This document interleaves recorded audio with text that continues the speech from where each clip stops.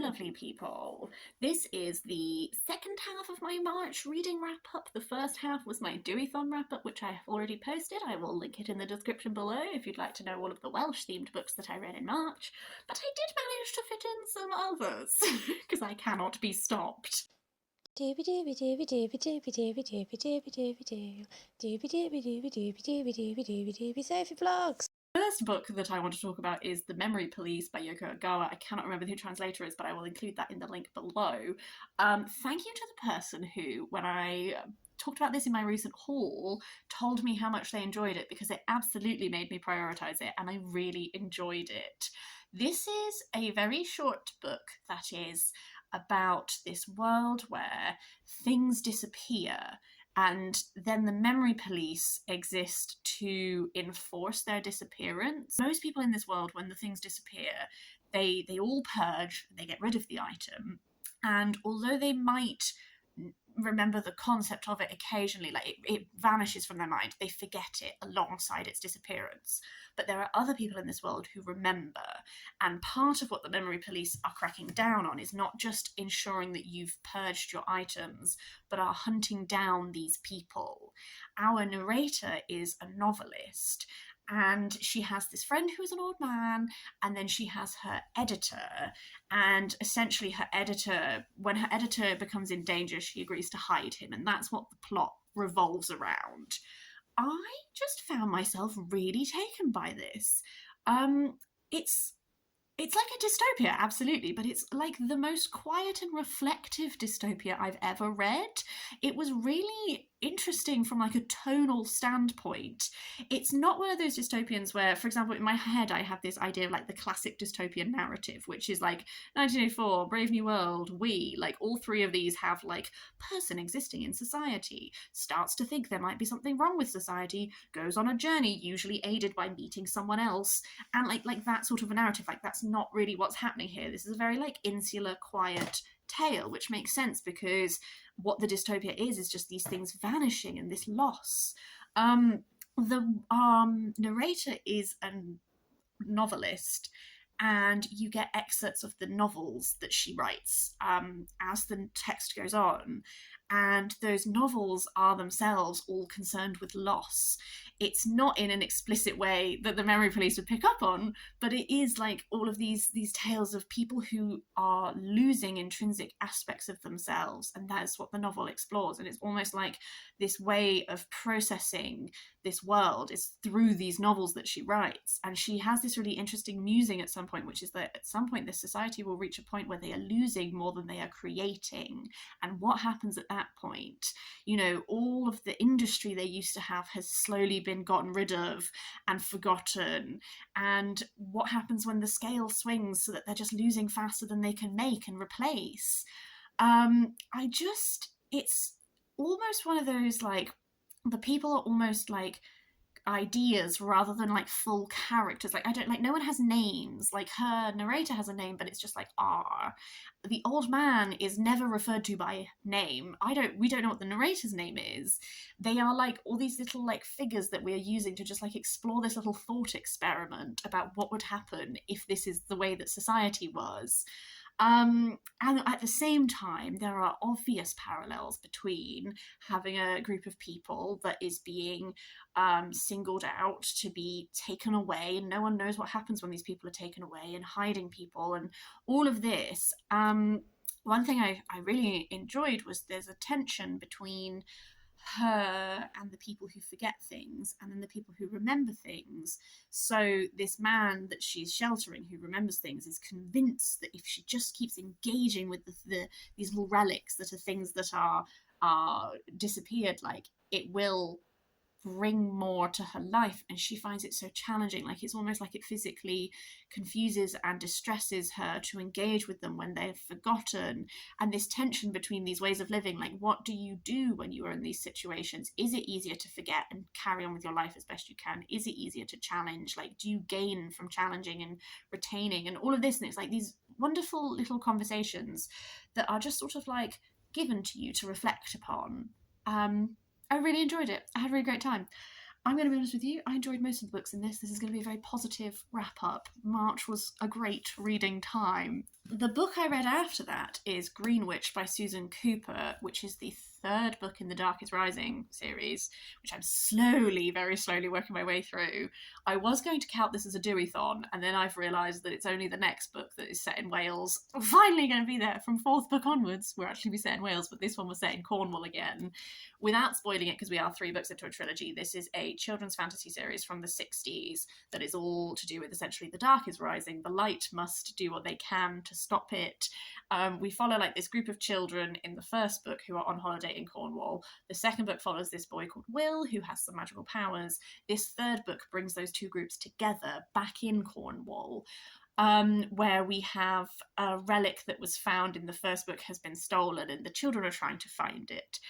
What I really liked about this one was that atmospheric, like, creation that Susan Cooper, in the previous book in this series, she had created a really wonderful sense of midwinter and that kind of aspect. This one is the Greenwitch is this creation that the women of this Cornish village make out of woven willow sticks, and they make this creation in this moment, and you can wish upon it, and then it gets thrown into the sea. And the Greenwich has, because it is an old being, it has a sense of being to it. It is almost childlike, but also extremely ancient and old. And that creature and that voice was really interesting. Jane gets to shine in this because she, as the only girl in this child group, gets to be present at the making of the Greenwich, and she defines so much of this book, and I really enjoyed her having a bigger role. That was fantastic. There are these sequences where everyone is asleep but Jane is awake, and it's echoes and ghosts of the old Cornish history are like walking the night, and there is this sense of dream and unreality, but like also a very real sense of danger and the power of what happens if you piss off these old ancient beings. Like all of that I really, really enjoyed. The continual thing about the Dark is Rising sequence is that like this is very classic fantasy where the good guys are really good and the bad guys are really bad, and there's not really an in-between.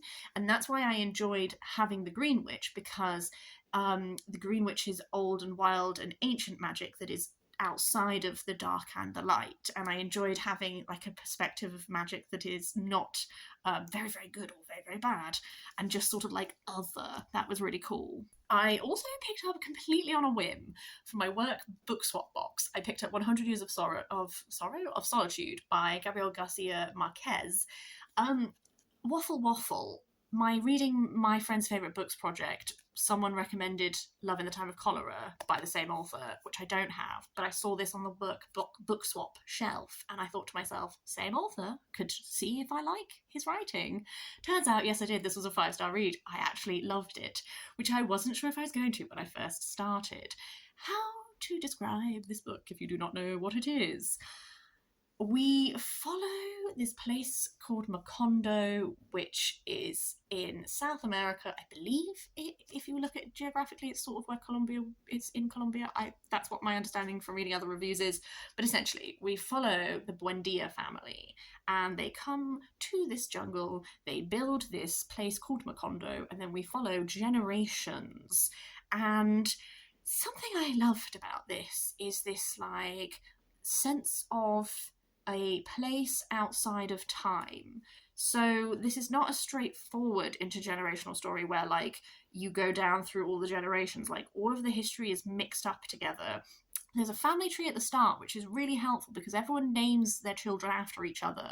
So there's like Jose Buendia, and then you have like the Colonel, and then like everyone has the same name, which at the start I was so confused. I was like, what is happening? Whomst is whomst? I am baffled. And because of this like sweeping narrative, I, at times, again, at the beginning, was struggling again because I was like, events are happening, but I'm not connected to the characters, so I don't really feel them emotionally. It's just things are happening. The names are used all the time. I am deeply confused. And then I settled, and then I had the best time because absolutely there is this confusion, but it is deliberate because there is this repetition, this circularity. Like, Macondo is like this place that is outside of time. Like, progress does not happen in the same way here as the outside world. Like, at one point the railway is introduced and it's absolutely wild. Like, it is this place that is almost unreality. It's almost like got its own unreality to it, and there is this circularity that repeats. And like, yes, children are named after each other, and that is confusing, but that's kind of the point, because these names like carry with them personality aspects, and you sort of get a sense of what the children will be like because you're named after this one, which means you're probably going to be a bit like this. And this sense of time repeating. I won't lie, way more incest in this book than I had anticipated. And again, initially I was like, what is with the incest? And then I was like, it's repetition, it is circularity. The original couple that we start with are cousins, and she gets warned that, like, oh, be careful, because if you interbreed too much, like, your children will be born with pig's tails. And so you just go down through the generations, and like, yeah, people are getting with people that they shouldn't get with, and then creating these children which they then name after the same like people that they've been named after. And it's like this absolute, like, time does not move forward, time is frozen and stuck in this cycle, is the point. Like, that is what is happening. It's the writing of this was so beautiful. Like, the translator, I don't know who the translator of this edition is. Gregory Rabassa, I think, did a wonderful job, because just the beauty of the writing was so, like, transportative. I tried to pay attention to when Solitude was mentioned, because Emmy, who is a YouTuber that I like, this is her favourite book, and I watched her reading vlog where she talked about, like, she's revisiting it, and she mentioned paying attention to when Solitude is used, and so I started to do that, and wow, it's used a lot and has a lot of resonance and stuff in. This is magical realism. It's a very seminal piece of magical realism. And some of my favourite characters in this were, I don't even know how to talk about them. There were a few of my favourite characters in this were, like, specifically a lot of the women in this, I feel like, had some interesting roles. I don't really know how to talk about everything this book is doing, because this book is doing so much. I will link my Goodreads review down below, because I was potentially slightly more concise in that than I am now. But suffice to say, absolutely took me by surprise. Stormed through it, loved it, had a brilliant time. Would recommend it, would love to hear your thoughts if you read it, because I can also see how people could hate this book. I get it, I do. Didn't have that experience, but I get it. The penultimate book I want to talk about was actually a DNF. I DNF'd Toast, The Story of a Boy's Hunger by Nigel Slater. This is a very famous piece of food writing. This is Nigel Slater's look at his childhood growing up. I knew that his mother was very ill when he was a child, and that's something that plays a really heavy role in this. Things I liked about this are, captures that child voice so well. It's not told linear, it's told by like, split by food, so like toast, Christmas cake, and then like a memory based around that food. And by piecing all these together, you get to see, like, this child whose mother is ill and has this, like, fractured relationship with his father and all this kind of thing. And that child voice was really well done, and that sort of childish way of interacting with food, and the types of food he's talking about are, like, super, like, accessible. Like, you know, his parents were not incredible chefs. The types of food he's talking about are, like, ones that you'd have just grown up with in that particular time, and I liked that. Why I DNF this is just, I was just not enjoying myself. There's just a lot of topics in this that are done in a very effective way, because they are, like, childish understanding of the world. For example, there's a lot of adults who have inappropriate sexual contact with this boy, and that's done in the very childlike way of not necessarily understanding that, what, like, when the gardener gets naked and hugs you, that's not right, that's bad, but you don't realise that he didn't realise that because he's, like, a child and he doesn't know that. Stuff like that. So that was effectively done. I just didn't enjoy reading this. This is not a joyful narrative. This is a narrative with a parent who is very sick, with inappropriate relationships with adults. Also, I found child Nigel quite difficult to connect with.